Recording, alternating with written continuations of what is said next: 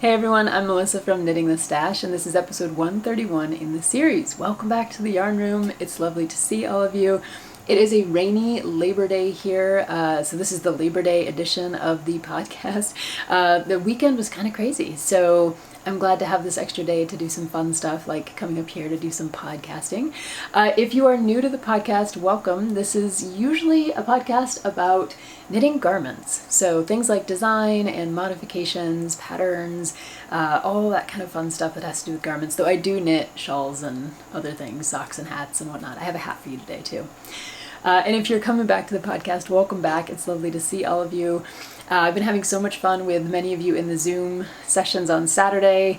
That was for last year's KAL. That was the 1st to 51st Sweater KAL, and the Zoom has been so much fun that we've decided to just keep it going. So we're gonna have a Zoom on Saturdays just for fun, and it may morph into our next KAL, maybe not, but I just like to kind of hang out and have a space for us because we've had so much fun over there. If you'd like to join us in our Saturday Zooms, we Zoom at 2 o'clock Eastern on Saturdays, and we have people from all over the world in there. It's really fun to get a chance to talk about knitting with people from everywhere. So if you want to join us, you can always email me at knittingthestash@gmail.com. The other thing we have going on, since it is Labor Day, is a Labor Day sale over at knittingthestash.com, and specifically the Flock Farm Yarn Shop. That's where I feature small batch yarns from producers all over the United States, and you can take 20% off your order. Yay! Just use the code Labor Day over when you check out from the Flock Farm Yarn Shop, and while you're there you can check out all the fun small batch producers that we have featured. So from Montana to New Hampshire, Iowa, Illinois, Georgia, tons of different producers raising their flocks and getting their yarn milled and then getting it in the shop. So it's fun to check it out. All the sale items are on sale, all the project bags are on sale, everything's on sale. So go have some fun until the end of the day today, Monday, September 5th. That's when the coupon code will expire. So take advantage while you can. And thank you to everyone who's placed an order so far. I just love seeing all your combinations of colors and yarns, and knowing that these small batch yarns are going out into the world just makes me so happy. So thank you so much. And I also have to say a special thank you to my new Patreons. I started a Patreon page kind of secretly a little while ago, and Nargis and Paula both found it and became Patreons. So thank you so much for joining up there, Nargis and Paula. And if you're interested in supporting this podcast via Patreon, you're more than welcome to. It's very fledgling. I've just set it up over there now. So if you want to check it out, there's a link below in the notes for this episode. So in this episode, I have a finished hat, a finished object, and a call for test knitters for that hat. I want to give you a little update on my Azami sweater and then talk about TV knitting. Plus, at the very end, I have the winners for last year's KAL, the 1st to 51st Sweater KAL. I have 3 winners for that, and I'll announce that at the end of the episode. So up first is my finished object. This is a new design that I've just put together. This is the Ziggy hat. And you think you can see why it's called the Ziggy hat. It has lots of different zigzags going on and some different textures. This hat is a design that is going to be coming out with my new Shorn yarn. This is Shorn 4. It looks a lot like Shorn 2. You guys loved Shorn 2 so much. It was a beautiful gray 3-ply DK weight yarn. Then I did it again for Shorn 4. So this is going to be coming out soon. And if you want to be on the list, have first dibs, I'm going to do a pre-sale with newsletter subscribers. So go over to knittingthestash.com, subscribe to the newsletter, and you'll be the first in line to know about when this yarn is going to drop and have access to it.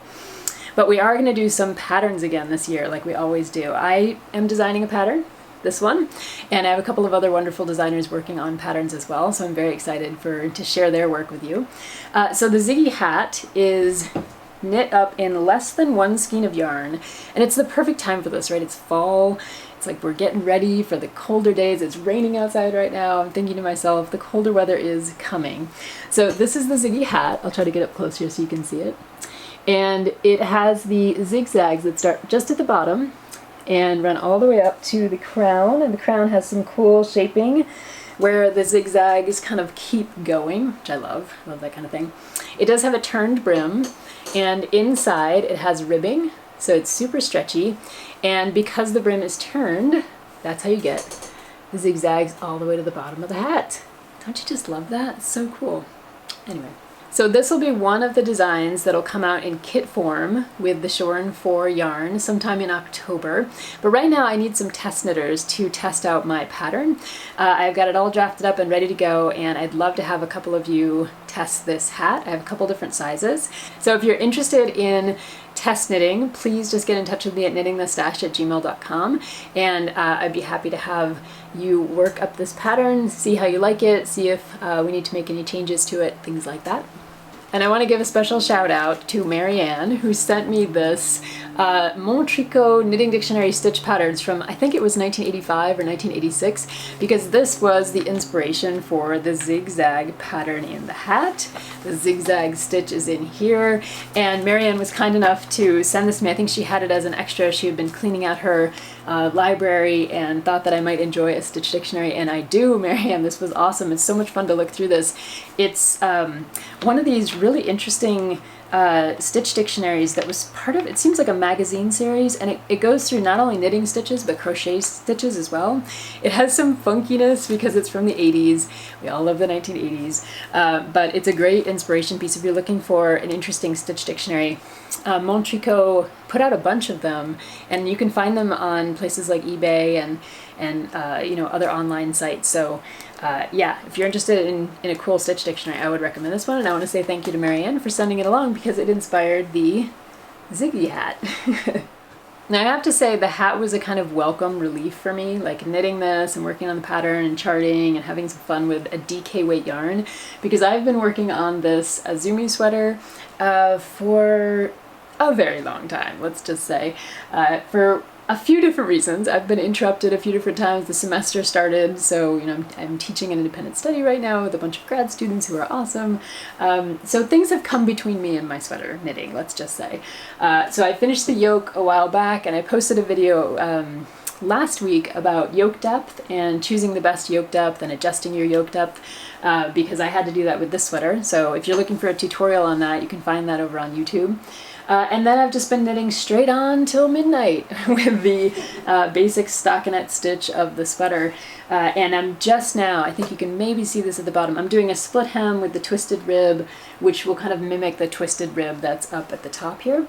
So this has been a very good, like the stockinette stitch came at a good time for me because I knew I was going to have meetings and classes and things like that where I would have some time to sit and knit.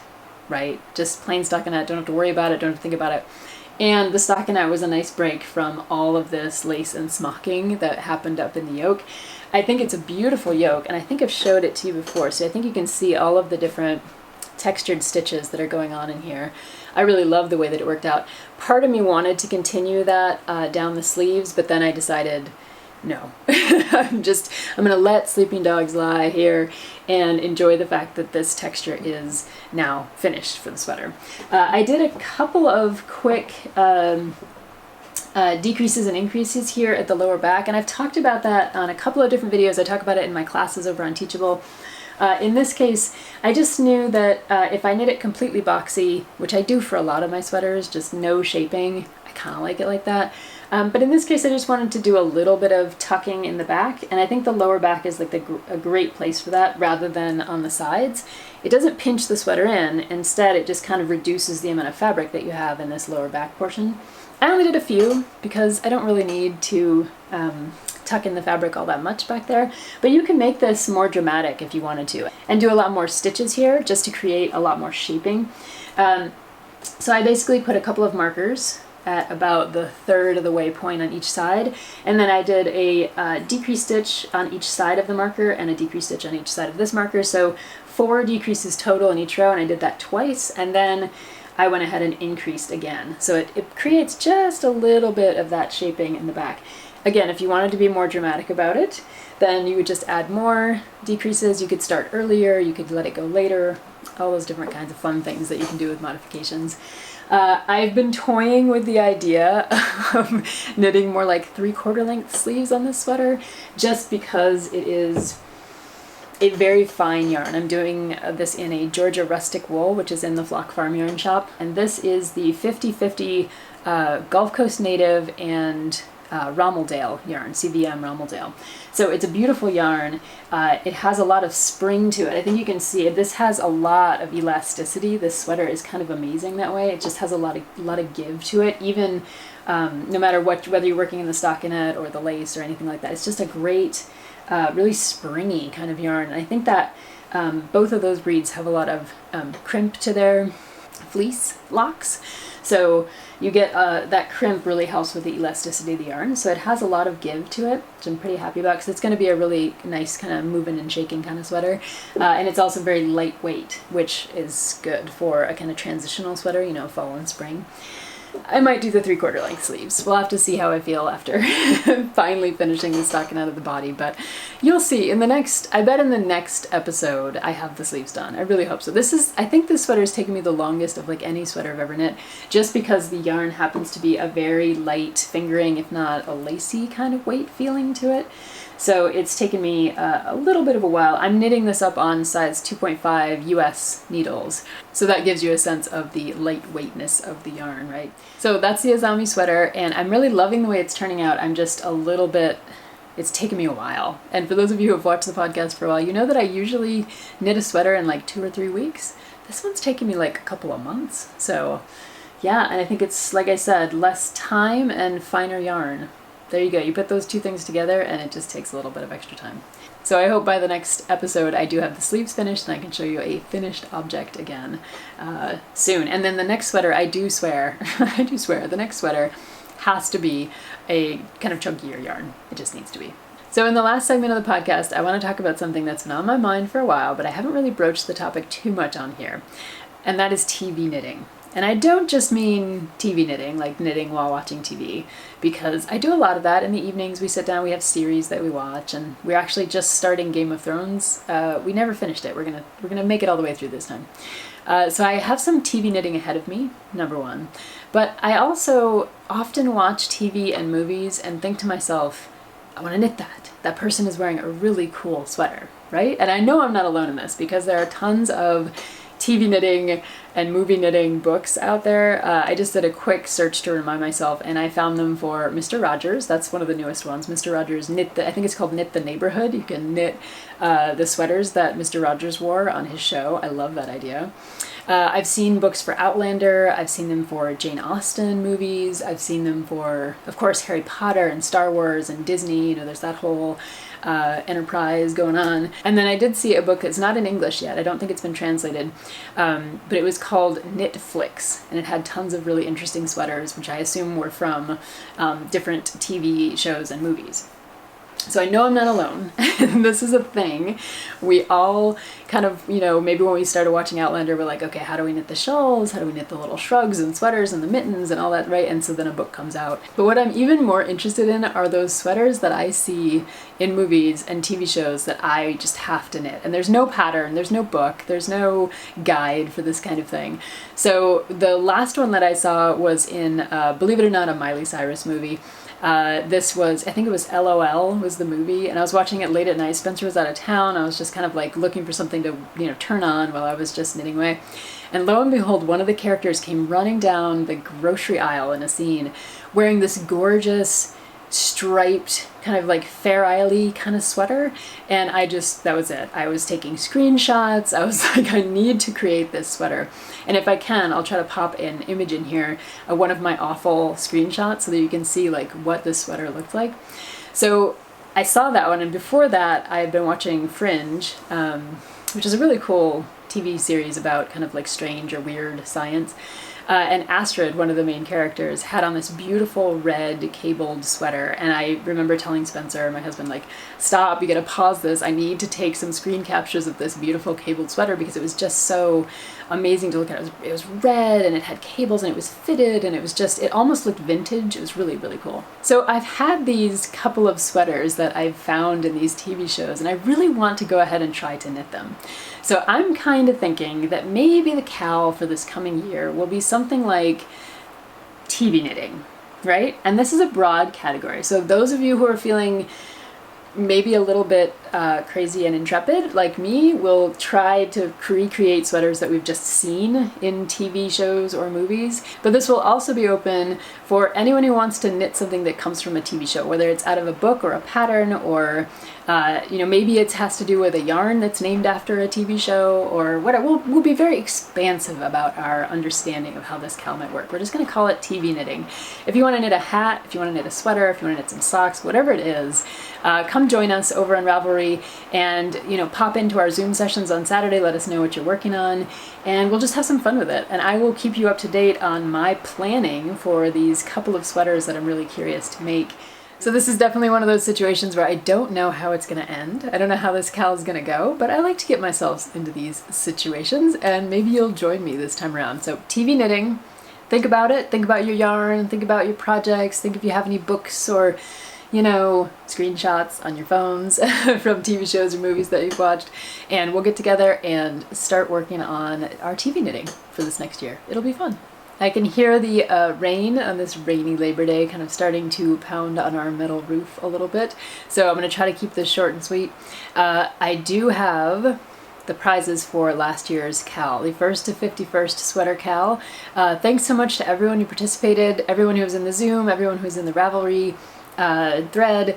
We had a lot of fun, and I'll leave everything open, so if you're still working on sweaters and you want to continue to talk to each other and have like that thread open over on Ravelry, it'll stay there. But thank you to everyone who participated. It was really truly wonderful to see all of your projects. I had a really great time this morning going through everybody's sweater photos and all the works in progress and everything that you've made over the last year. So congratulations, good job. Those of you who made your first sweaters, give yourself a pat on the back. And those of you who have been working on your 50th sweater, that's amazing, and keep going. There's always something new to learn, right? So the winners for the KAL prizes, I drew 3 winners. We have Janet, we have Jean, and we have Sunny. So I've put a note and tagged you over on the Ravelry thread. I just need you to send me your mailing address, and I will put a special surprise prize in the mail for you. And for everyone else, check the thread, see what's going on, keep posting stuff. It's been really great to create this community, and I hope it keeps going. So that's about it for this Labor Day. We're gonna go and veg out a little bit. Finally take a day off, I hope. You never know with Spencer and I. And it's getting kind of chilly here. I might be needing to wear my Ziggy hat. If you're interested in the test knit, hit me up at knittingthestash@gmail.com. I'd love to have you test knit this one. And Shorn 4 will be coming out soon, so hold on to your hats for that one. I will see you in a couple of weeks. Take care, everybody.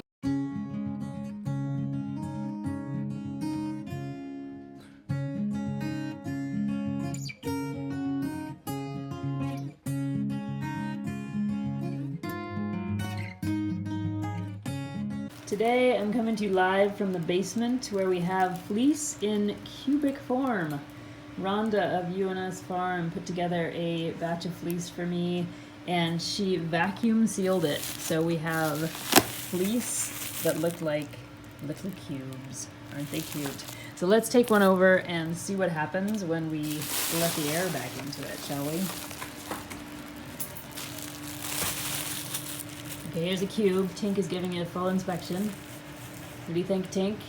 Will the cube turn into something like a fleece when we let the air back in? Let's open it up. Let's see. It's growing! Tink wants to investigate one more cube of fleece. So let's release it into the world. Let's see what happens to this cube of fleece. You ready, Tinky? What do you think? Here we go.